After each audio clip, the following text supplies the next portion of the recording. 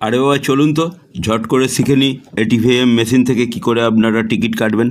প্রথমে মেশিনের স্ক্রিনে এরকম একটা হোম পেজ দেখতে পাবেন।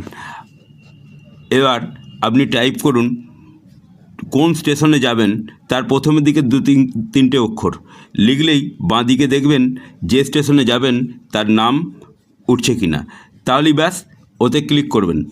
তারপর দেখতে পাবেন কটা টিকিট কাটবেন বা পে।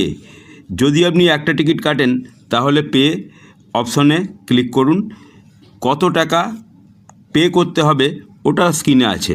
কিভাবে পে করবেন, প্রথমে যদি আপনি ফোনপে গুগল পে করেন তাহলে ইউপিআই আর কিউআর অপশানে চুজ করুন।